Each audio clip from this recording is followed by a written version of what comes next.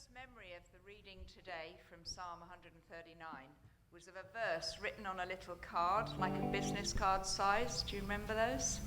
In the days where we did that weird thing of picking a card from a pack inside the box as your verse for the day. And this was my one once, and I remember it with cute little images of Winnie the Pooh and Eeyore with the words, "You know when I sit or stand, you know everything about me." It was comforting as well as a bit scary, I think.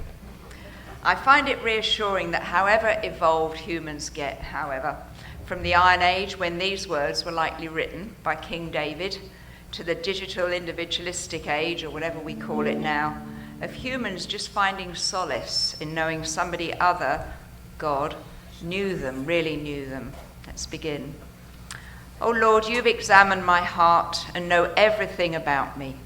You know when I sit down or stand up. You know my thoughts, even when I'm far away. You see me when I travel and when I rest at home. You know everything I do. You know what I'm going to say even before I say it, Lord. You go before me and follow me. You place your hand of blessing on my head. Such knowledge is too wonderful for me, too great for me to understand. Then verse 23. Search me, O God, and know my heart. Test me and know my anxious thoughts. Point out anything in me that offends you and lead me along the path of everlasting life.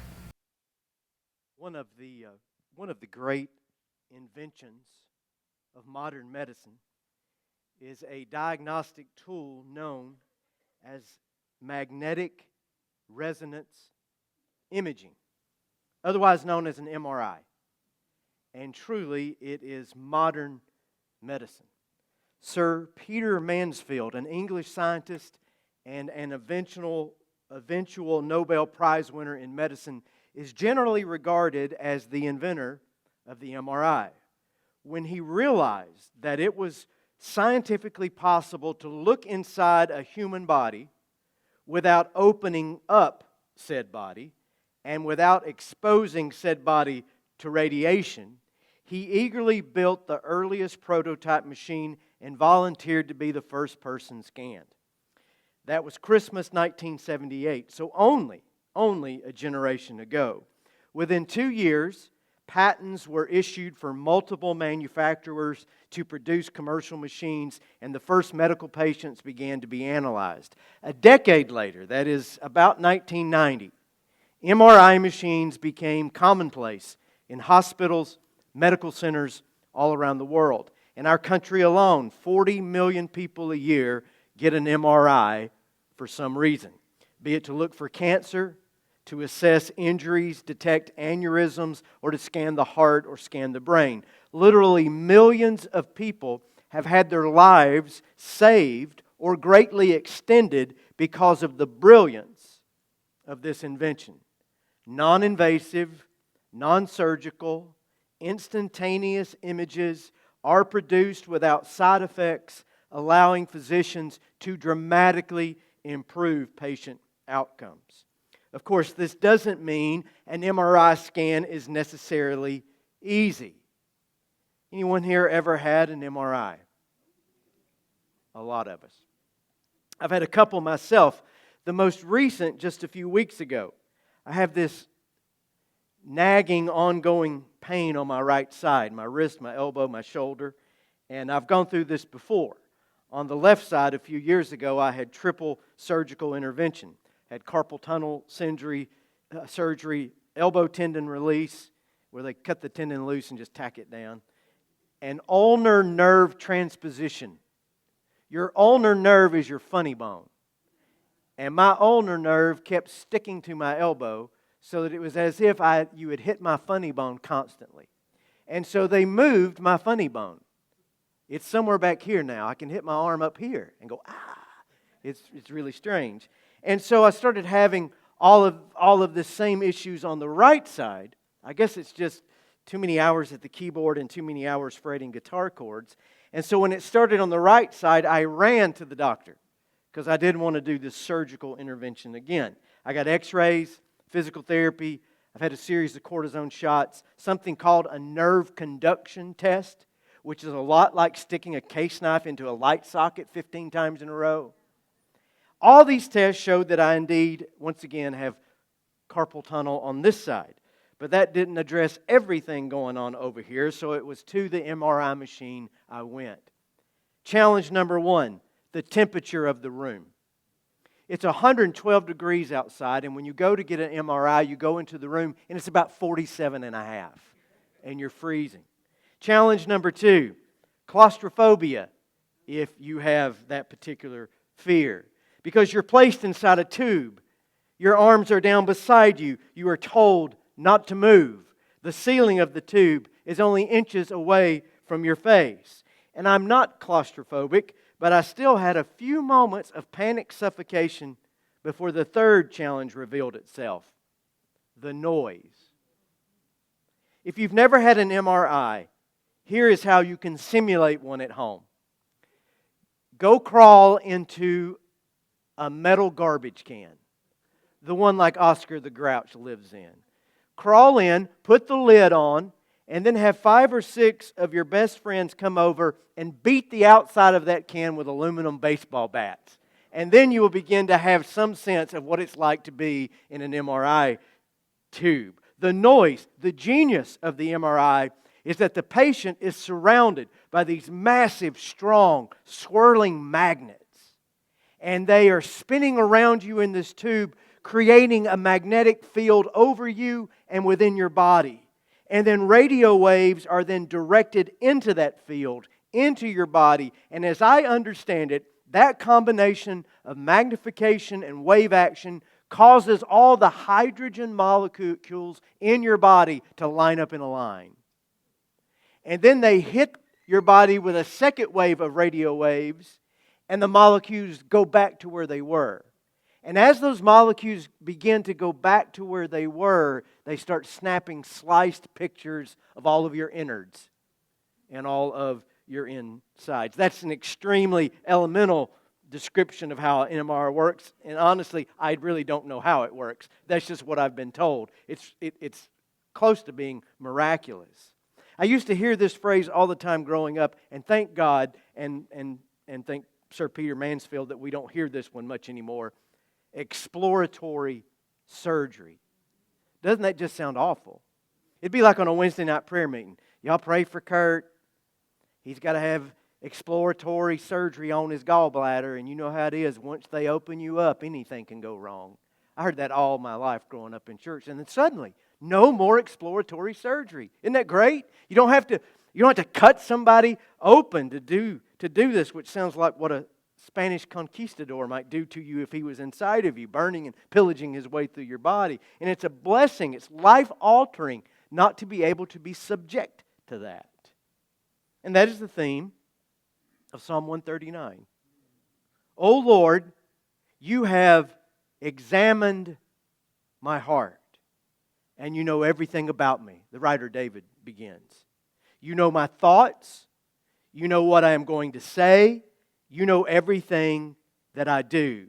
Here are the diagnostics of the soul and the spirit. God can see deep within us. God knows us. God possesses all the sliced images of our internal workings. God examines our hearts. In the Old Testament, in Hebrew, the heart is a complicated thing, just as it is in English. I mean, think about all the different ways we use the word heart. I've got heartburn. I've got a broken heart. I've got a bleeding heart. Come on and put your heart into it. Oh, bless your heart. If you were an alien come to earth and heard all the different ways we use this word, it would be impossible for you to be able to translate it properly, because we just use it about so many different things. It's part of your physical body. Your heart is courage and strength. Your heart is emotion and spirit. Your heart is intellect and mind. Your heart seems to be everything, and really it is, because the heart is the essence of a person. Physically, emotionally, spiritually. The Hebrew word for heart, the one used by David, is L-E-V, lev. And it's pronounced a lot like a southerner describing a close encounter with a tornado. I didn't know if we were going to live or die. Now you got it. Live. That's your Hebrew lesson for the day. Live. And in the Hebrew, the word means to and fro, just like what your heart sounds like. Back and forth, up and down. In the Hebrew, the heart is the human mover, the human motor, the human engine. Your heart is what drives you, what motivates you, what moves you, what prompts you. The heart is what dictates your actions. The heart is the source of all your thinking and all of your doing. The heart makes you the person that you are. And the Greeks called the heart cardia, a word that the Romans picked up and brought into Latin, and we in the English world have adopted it for ourselves. And that word means the center, the core, the crux of something, the crux of being a human being. Your heart is the determiner of what you are. Your heart is the essential you. And we know that if you have heart problems, you have problems at the very heart of who you are physically. If the heart goes bad, everything goes bad. Emotionally and spiritually, this is equally true. If your heart is dark and brooding, so will be your spirit and your actions. If your heart is sour, deceitful, greedy, suspicious, judgmental, all of those characteristics will become your personality and your way of living in the world. And likewise, if your heart is open, if it's cheerful, if it's optimistic, if it's generous and gracious, then you will be outwardly defined by such inner characteristics as well. Jesus said it like this in Mark chapter 7. Try to understand. It's not what goes into your body that defiles you. And here he was talking about religious rules. What you were permitted to eat or drink or what have you. No, it's not what goes into your body that defiles you. You are defiled by what comes from your heart. It is what comes from inside of you that defiles you. And then he says, for from within, out of a person's heart, come evil thoughts, sexual immorality, theft, murder, adultery, greed, wickedness, deceit, lustful desires, envy, slander, pride, foolishness. All of these vile things come from within you. As a person thinks in their heart, the proverb says, that's what that person is. Now, do you ever ask this question? Or something like it.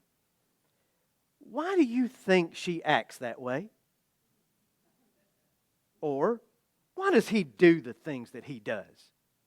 Or, why do I act and do the way that I act and do? That's the better question, turning the question on ourselves and not to the other. Well, it's obvious. People behave the way they behave because they are driven by what is within them. You've heard of this term, garbage in, garbage out? It's a programming phrase back in the 70s and 80s. That when you sit down at a programming desk and you sit down at that keypad, whatever you key in to that computer will be the outcome that computer produces. So if you just put junk into it, the only thing the machine is capable of doing is spitting out more junk. And it's like that with us. If it's all garbage and rubbish on the inside of a person, then garbage and rubbish is the only possible outcome. You need not expect that person to act or behave differently. The only way to amend, redeem, reform, or change a person's actions is the amendment, reformation, redemption, and the change of a person's heart. Because you can change all the outside you want to about a person. If you haven't been changed within, change has not taken place. Mary Oliver. Does anyone know that poet by chance?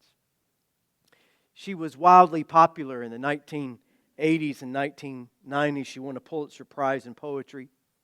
Her poems are simple. They're easy to read. She's never too cute or too fussy. She requires very little analysis. And many of her works are rooted in nature. From the time that she was a child growing up outside of Cleveland, Ohio, and until her death just a few years ago at her home in South Florida, she would take these long, winding walks through the woods or along the beach. It was her spiritual practice. It was her muse. It was her therapy. It was the source of her inspiration. I'll recommend two of her books to you, two collections. Devotions, which is her greatest hits, and Dog Songs, which is poems about her many pets that she had over the years. And both books have this poem entitled Percy Number 9.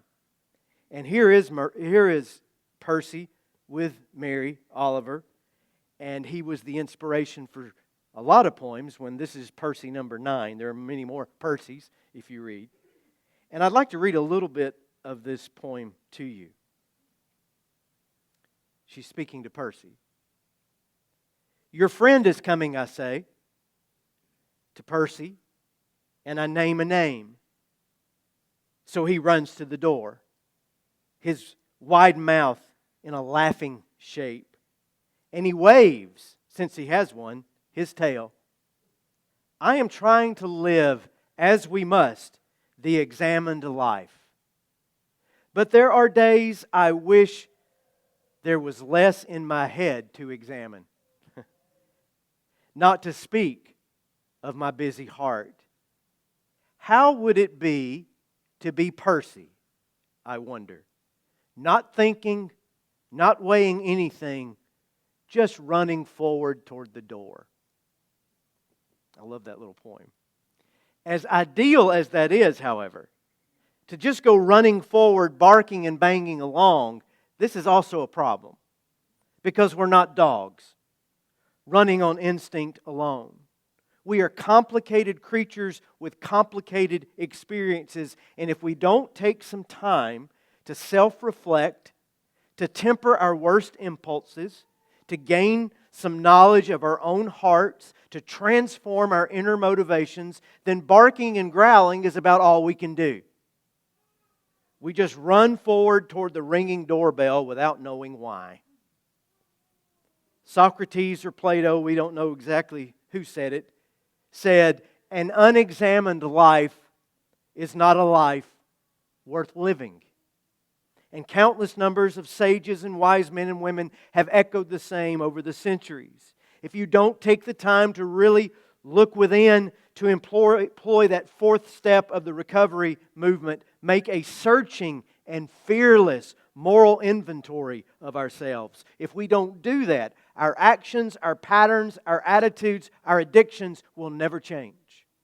The examined life is the examined heart. It is lifting the hood and looking in at the engine. It is looking deep within ourselves to affirm the good, to resist the bad. It is self-confrontation with a readiness to have God remove all the defects of our character as we humbly ask God to remove our shortcomings. And the only reason we fail to experience real and lasting personal change is that so few of us find the courage to do the work, because it is work and it does require courage. In the words of that wild man, Cornel West, it takes more courage to examine the dark corners of your own soul than it does to go fight on a battlefield. Because it is easier to face some external enemy than to face our own enemy within. Thus, Psalm 139, I think, is a courageous prayer. And it calls and demands courageous action. At the outset, David knows that God knows. Remember what he said, Lord, you have examined my heart, you know everything about me. But then at the end of the psalm, he returns for more of the same. Verses 23 and 24. Search me, O God, and know my heart. Test me, know my anxious thoughts. If God already knows my heart, Why ask for this continual searching out? Well, it's because we keep living. And we keep accumulating things inside of us that need to be expelled. Living in this dangerous world around us, you can develop calluses on your heart fairly quickly, can't you? You suffer new injuries that have to be processed. Sometimes the inner demons long ago exorcised return to haunt you again. There is no stasis, no sitting still, no matter how old you are. There is only going on. Another day to live, more miles to travel. And you can't keep going on without regular maintenance and upkeep to your heart. The examination of the heart is a lifelong process. The diagnostics have to be run, as it were, almost every single day, because we live in a state of motion, injury, then healing, troubles uncovered and then resolved, immaturity and short-sightedness that has to be outgrown and overcome. And the moment you lose your courage and begin to resist the examining, transforming Spirit of God, that is the moment that you calcify. That is the moment that you regress. That is the moment that it becomes impossible for you to grow or to change. And if you are not growing and changing, you better check your pulse to see if you're still living. Because a living thing is a growing, changing thing. So how do you keep up your courage? Well, a clue comes from Meister Eckhart. Eckhart has been a constant teacher of mine for the last 20 years. He was a German mystic, a Catholic priest, theologian who lived in the 14th century. And his primary spiritual instruction, the only thing he really said in all the thousands and thousands of words that we have of his, is this: you got to let it go. If I could sum up everything he ever wrote, you got to let it go. He called it Gelassenheit in German, surrender, handing over. That's the only thing that's really required. And here's something that he said that I really like. He said, we all must be non-willing.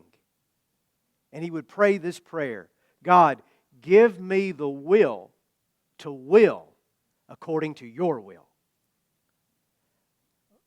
Yeah, that requires another look, doesn't it? Give me the will to will according to your will.